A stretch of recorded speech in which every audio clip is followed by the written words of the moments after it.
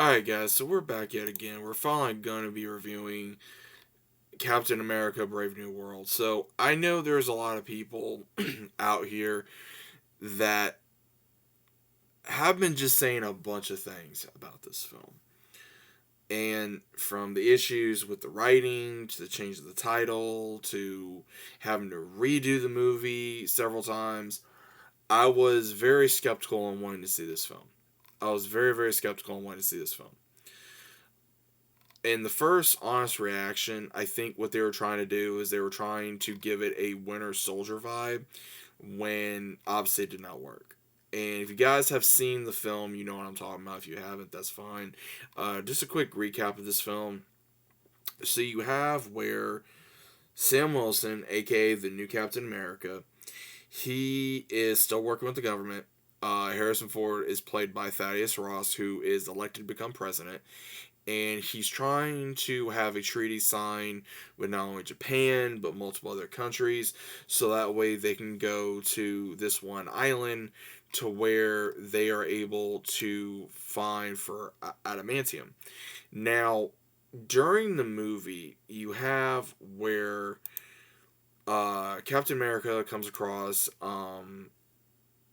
Seth Volker, who is played by Giancarlo, who again seemed like he was going to be the main antagonist of the film, and all he is really a black markets arms dealer slash spec ops guy who was hired to steal something from the adamantium that Japan received, and then Sam gets it, and at the same time, they later find out a bigger conspiracy is up hand because when Isaiah Bradley returns, because he's still getting somewhat trained by him, Sam's like, hey, I got invited to the White House, why don't you come, show who you truly are, you're a patriot, you're this, you're that, and unfortunately, he gets mind controlled to not only go after Ross, but also everyone else that is getting controlled.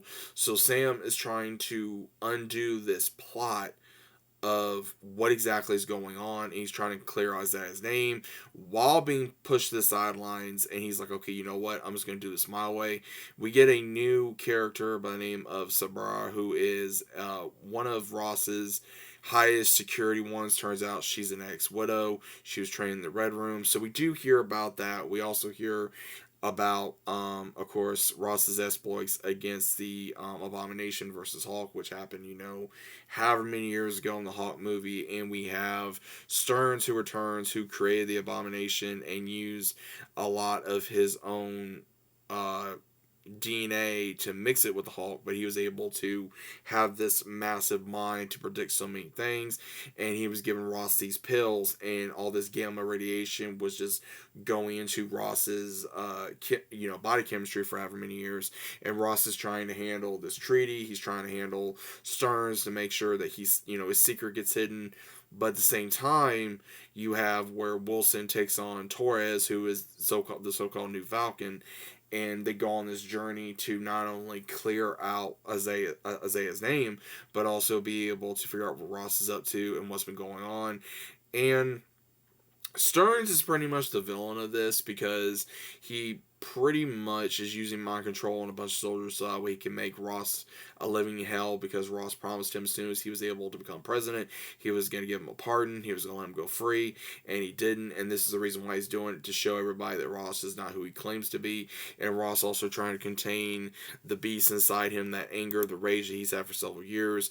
And later on we get to see Red Hulk, big, entrance, to where he finally, after everything comes out during a conference, that's when he turns into Red Hulk, and Sam has to step in to try to stop him, and he's able to try to reason with him to be able to get him go back to normal. But at the very end of the film, we do see where he goes is in the raft. He's able to make peace somewhat with his daughter Betty, and then at the same time, we see at an end credit scene where Stearns warns about the other multiverses to Sam. Now, Sam is willing to take on Torres, I guess, as an apprentice, kind of like how Cap did with him. But at the same time, he gets offered by Ross to redo the Avengers or rebuild the Avengers, and he's kind of wondering if he should or shouldn't. while at the same time we have the thing with the Thunderbolts going on, which I still need to watch, but from everything I've heard, you got them supposedly trying to be the new Avengers, and you got Sam trying to build the Avengers, while at the same time you have, okay, are we going to be worrying about Doom and all that now? Is this where it's going to lead, or is it going to lead into with all the King of the Conquerors, what exactly are they going to do? Like, what exactly big threat are they talking about? Is the main thing. Because again, I feel like Marvel is on a two different roads type deal where they're trying to get everything to come together like they normally do, but it's just not working. And unfortunately, this movie to me did not feel like a Marvel movie. It honestly felt like a Mission Impossible meets Bourne movie slash whatever else. It just did not feel like a Marvel movie. The only time it felt like a Marvel movie was when Sam fought Red Hulk, or when different things with the Avengers. Other than that, it didn't really feel like a Marvel movie to me. It wasn't. It wouldn't be a bad movie if it was connected to the Marvel Universe. If it was a separate movie and had nothing to do with the Marvel Universe, it probably wouldn't have been that bad. But it some of the things was cool. It was cool to see the Wakanda technology that Sam was using for his suit, to be able to use that to his advantage, which I found really cool. That is the one thing I did find cool about the suit, that he was able to use the vibranium to be able to get his mask on for his wings, all that kind of stuff. Because again, Wakanda technology. But at the same time, this movie just really felt like it was, you could tell at times there was, okay, there was a rewrite, or okay, there was this, okay, there was that. But at the same time, it just did not feel like a Marvel movie. It just felt like it was its own thing, or it was trying to be its own thing. So I'm not sure exactly what was the goal here. I really don't know what the goal here was. There's people trying to give it praise. There's people that, like, oh, it's such a great sequel to this and that. It's like, again, this felt like more of a sequel to the Incredible Hulk movie, which in a way it was. It truly was. It felt like it was more of that rather than anything else. And it felt like it was a new genre for Captain America to continue. It didn't feel like a fourth Captain America movie. But I don't know. I really don't know how to feel about this. It's one of those, would I watch it again? Probably not, because I already knew what was going on. For the casual fans, you're really not going to know what's going on unless you watch, uh, Falcon and the Winter Soldier, or the Incredible Hulk back then with Edward Norton, or some other things. So again, if you're not a hardcore Marvel fan, then you're really not going to understand what's going on.